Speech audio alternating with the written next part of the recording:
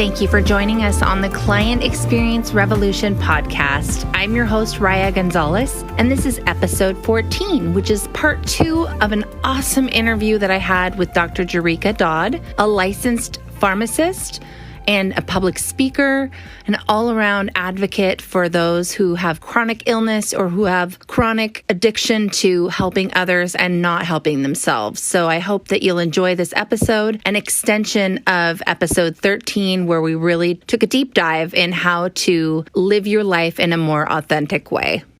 What was the major breakthrough for you? Because I know when you got the brain surgery and then you came back and then you just went right back into it. What was it that opened your eyes to be able to say like, oh, wow, I need to make this change where my life serves me in all aspects? You know, what was it that actually allowed you to make that connection?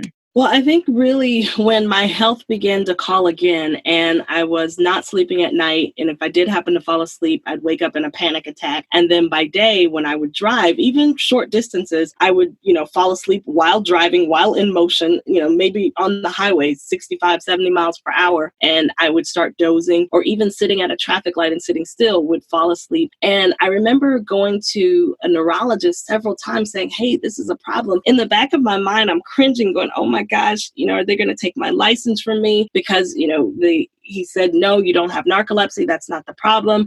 And the answer was, I'm just going to give you something to help you sleep, sleeping pills. And then we're going to give you a medicine that's given to people who are narcoleptic to keep you up during the day. And I think that was probably like the straw, because I remember saying, I am too young to be on medication to prop me up during the day and then another medication to take me down at night. I know too much about medications and I don't want to do that. That could be a long-term thing, and I surely don't want to start that cycle. And I knew that I was going to have to do something because I was traveling quite a bit for my job. Again, I was checking off boxes where I'd achieved, great goals, great job, great salary, loved working with my manager, my team. However, I was physically starting to fall apart again. And so having that experience and the answer given to me being, okay, let's give you a pill for the day and a pill for the night. I mean, granted, I respect that was the suggestion and what was thought to be best, but I decided, I was like, nope, I'm not doing that. And I think what needs to go is what's getting in the way of me being able to be well. And that meant that I had to give up some major commitments. The first was because of the amount of driving that I did to and from my church, my place of worship, I was driving 1 hour each way. So Sundays were really like another work day, as I worked during the week. That was the first commitment that I resigned from. And then the second major commitment, if you will, that I resigned from was actually my job, because what I realized was that it wasn't prudent for me to say, oh, well, I'll just take a leave of absence, because when I came back after that leave of absence, I would have been faced with the same amount of travel and the stress level of the job. And so ultimately, I think it was time to make a shift. And so I was forced, because of my health, to step away from some major commitments and say, what do I want life to look like? Now, granted, that took some planning, it took some courage, and it still takes courage, because I am now a full-time entrepreneur and, continuing to build my businesses. And I still have to strike that same balance and make sure that I don't overdo it, even building my businesses. When you're building your own business, you're very passionate about it. I can sit up till all times of the night working on my business, but I have to still be very careful to make sure that I put me first. However, I have more liberty to do that now that I work for myself. Hey guys, have you ever thought of creating a podcast for yourself? Well, now is the time. Let me tell you about a tool that I use. It's called Anchor.fm. Here are the best parts. It's free. There's creation tools that allow you to record and edit your podcast right from your phone or computer. And you guys, it helps you distribute your podcast everywhere where people are listening, like Apple Podcasts, Spotify, Google Play. I'm just telling you, it's made my life so much easier. So if you have been thinking about making a podcast, don't wait any longer. Download the free Anchor app or go to anchor.fm instead.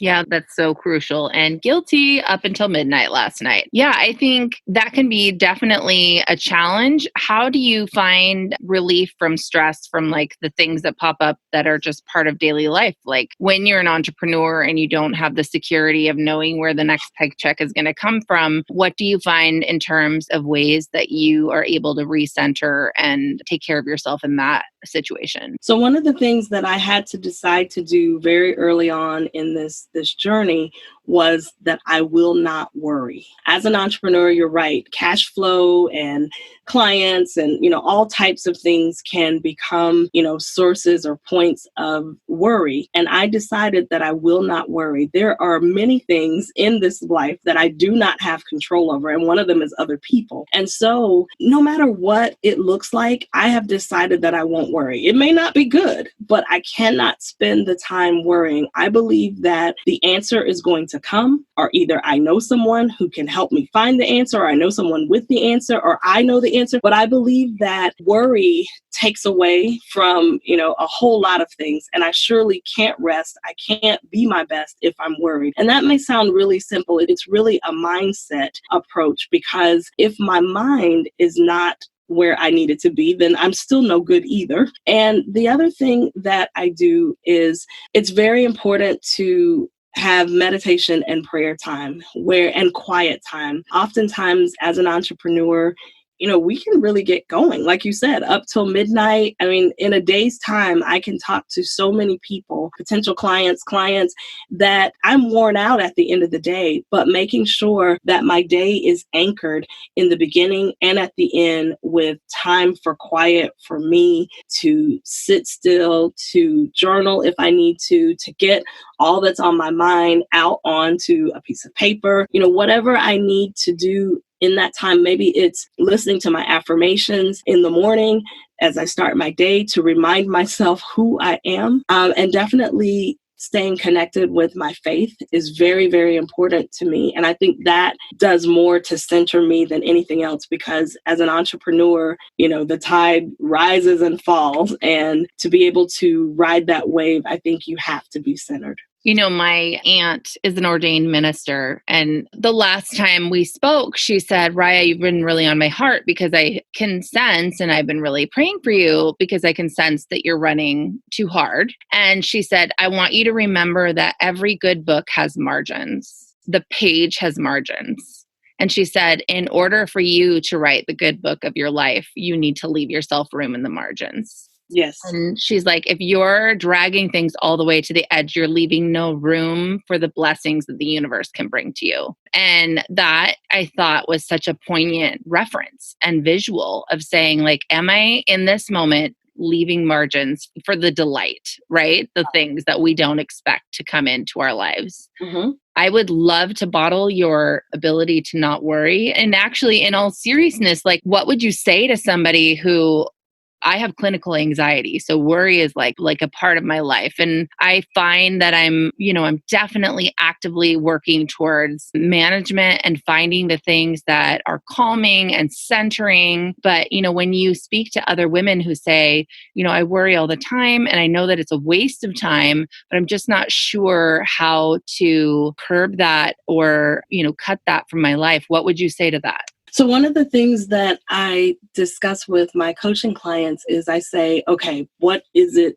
Maybe it's a particular thing that you're worried about. And one of the things that I've found to be helpful is I call it walking it out. So let's say that this thing that you're worried about actually happens. Then, what does that mean? What would that mean for your life? What would it look like? And then when they're able to say, okay, well, it would mean this, or it would mean that, or it would mean the other, then I go, and what would you do if that happened? And they're able to actually walk through, well, what if the thing that I'm worried about did actually happen or didn't happen? How would I respond? It helps them to, one, get it out of their head and somewhere else. Sometimes I've heard it called like morning pages, like whatever it is that keeps gnawing at you, get it out of your head, get it out of your heart onto paper. And that helps. ourselves, but to be able to walk it out and go, okay, if this thing that you're thinking about actually happens, then what? Because most of the time when we're worried, we're stuck in the, oh, it might happen, I'm not sure. We haven't even thought, okay, if it does, what will I do? And, oftentimes you'll find that the worry that people have is wrapped up in things like, what will people think? What happens if I fail? Things that, in my opinion, like those are not going to kill you. What people think, I say that is really nobody's business what someone thinks about you. And oftentimes when we are in business and we're worried about failing, well, in failure come lessons. Probably some of the most valuable lessons that we can have come from failure. And so trying to shield ourselves and spending all this time and energy worrying about not failing, it's not really a good use of time, because it's basically saying, I don't want to learn the lessons. Of course, no one wants to fail, but if that inevitably is, what's going to happen, then at least I want to be able to say, if I fail, I give myself credit for trying, for having the courage to try. And again, worrying is not going to stop whatever it is that I'm worried about. If I thought worrying would really be a prescription for solving whatever it is we're worried about, I'd be like, worry some more, worry all that you can. But it doesn't do anything to change the circumstance. It just eats away at our physical health, at our mental health. And that's probably a bit of a logical approach, but I just believe that it's just not a good use of time to worry. That is really true. And one of the things, like right now as a company, both on my consulting side and I own a virtual assistant company, I am trying to celebrate the mistakes. And somebody recommended, and we're implementing starting this week, a list of lessons learned. And we're trying to focus on the minutia. Like, what is it that we learned, even to like a task where it was like, for example, we duplicated an effort because there was a misunderstanding, and it boiled down to the fact that I explained it in a way that that person doesn't receive as well. So we solved it by me making a short Loom video where I screen shared what it was that I was saying, and I walked them through the steps. It took me 3 to 5 minutes to make that video. It took me 3 to 5 minutes to type it out. Right. And we found that by me demonstrating, not only did it more effectively communicate what I was saying, but then it was something that we could save and share and refer back and maybe use it for future training. And so using these just like small things, of course, you're going to learn the bigger lessons and the more existential and spiritual and personal lessons too along the way. But the more you can focus on saying, okay, this is what I learned, it becomes, instead of a list of mistakes, a list of wins. Right. You know what I mean? And so just trying to twist and reframe your mind around these things that happen and saying, what did I actually learn? And then saying, instead of being embarrassed or upset about it, just saying, what did I actually get out of it? And then having it be, something to celebrate. Right. If you watch children when they're learning to walk, when they're learning to ride a bicycle, when they're learning to do things, they will fall, they will get back up, and they will keep going. They may cry a little bit, but there's something about, if you've ever watched a baby learning how to walk, I don't care how many times they fall, there's something that innately is driving them to like, let's do this again. Let's try it again. And maybe, and generally they want to try again right away. And as we get older, I think we start to try to shield ourselves from experiencing, from having, bad feelings or from having failure. We try to shield ourselves because we go, oh, that hurts. I don't like how that feels. However, the energy that we spend trying to shield ourselves from life happening, because there are going to be, you could go even deeper and talk about, how we assign good and bad to circumstances, instead of thinking that everything that happens, whether it is, I'm doing air quotes, whether it is quote good or quote bad, it is all to create the life and to have the experience that we're supposed to experience here on this earth. But if we're so busy trying to be in control of circumstances that because we don't want to feel pain, because we don't want to feel loss, we do whatever we can to try to manipulate the situation, which is what I feel that worrying is trying to do, trying to mentally manipulate the situation such that I don't feel that much pain. I don't feel that loss of, because of failure or what have you. I think it's definitely human nature to shield ourselves from that. And I think in doing that, and we know that worry is stressful and it can cause chronic illness. And so whether we have that disease to please or whether we have that physical manifestation of disease, chronic illness it's not something that we want to live with. And so I say that when people say, well, I'm just a worrier because they've classified themselves, I say be really, really careful because our tongues are very powerful. And I think that we can create circumstances based upon speaking them. And so I don't know that I would even classify or even label myself and say, well, I'm a self-professed worrier, because then you start thinking that way. Well, I'm a worrier. So that almost like gives you the go ahead to keep worrying. Yeah, agreed. I think that it doesn't serve anyone. And I mean, everybody processes things different. It's finding a way to really claim that and manage it in a way that it can turn it into something positive for sure. Yes. What would you say, if somebody was listening to what you've said and really walking through all of the different things that you've overcome and the lessons that you've learned, and then this life that you're living, which is probably enviable. I mean, it's enviable to me, but I'm an entrepreneur who's seeking that for myself. So I can see that that's possible for me, but maybe somebody else isn't in that same place. What would you want them to take away? And that doesn't have to be just one thing, but what would be the deepest takeaways that you would want them to really absorb and process for themselves from today's episode? Sure. So one of the things that I think is inherent in people's minds when you say, well, what do you want to do? What do you want your place to be in this world? As you said, entrepreneurs solve problems, and we went into business because we think we can solve a problem for other people. And so oftentimes when I ask people, what do you want?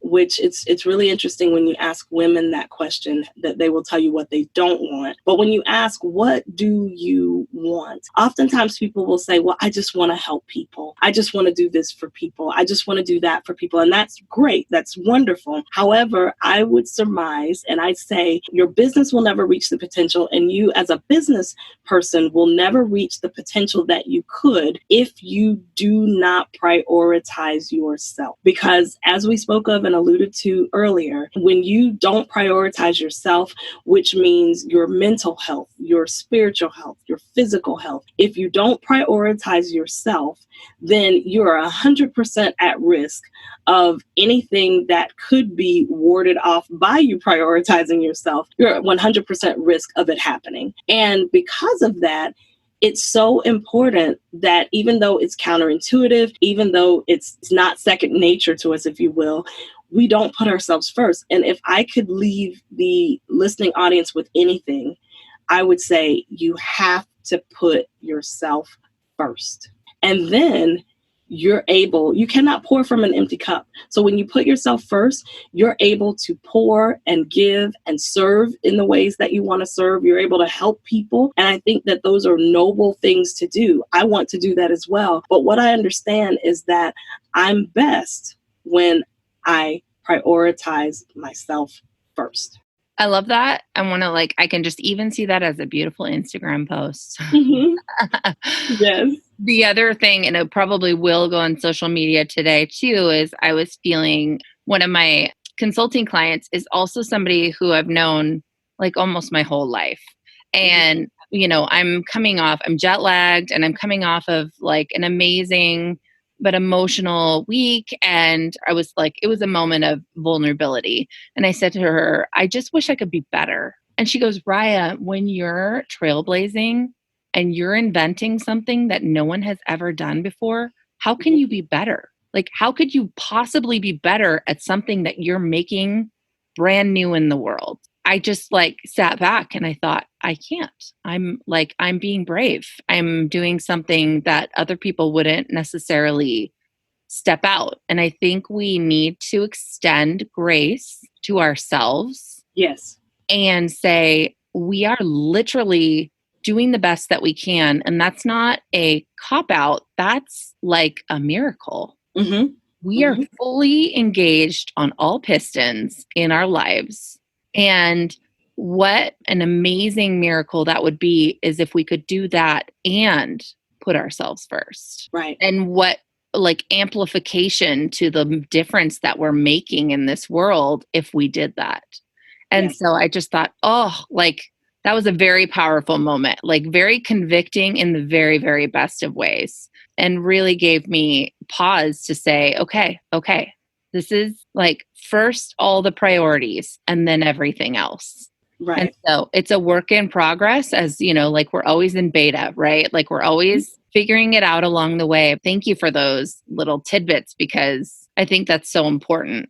Okay, so last question, but I would love to, aside from the revelations internally, what would you say is the most important and impactful advice that you've ever been given by somebody else? I would say that probably the most impactful and probably all-encompassing piece of advice that I've been given was given to me by my father some many years ago. And I was in a place where I wasn't really fully living my life. And I remember him saying, actually, I don't have any reason not to share. I was in the middle of a marriage that was not a good marriage. And I was really at my wit's end because I didn't know what else to do. I didn't know what else could be done. And unfortunately, but maybe fortunately, that marriage ended.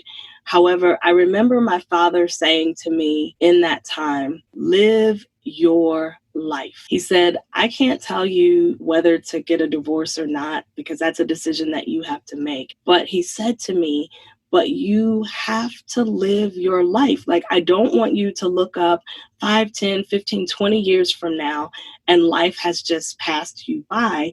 Live your life. And we were on the phone and I wasn't even in town, in the same town or city with him when we were having that conversation. But it felt like he kind of reached through the phone and kind of got me by the collar to say, hey, shook me a bit to say, hey, wake up, live your life. And obviously he was talking about that particular situation, but that has been some of the best advice that I've ever gotten, because oftentimes we can get so intertwined with what we're doing, with who we're serving, with whatever else is going on, that we forget to live. And, I believe that we only have this one life. And as I said earlier, beginning with the end in mind, I want to live a long life, unless there is some other plan God has that I don't know about. But unless he says differently, I want to live my life to the fullest. And it means, number one, making sure that I am optimally in the best shape that I can possibly be by taking care of me and prioritizing myself first so that I can give fully to those around me and those that I serve. But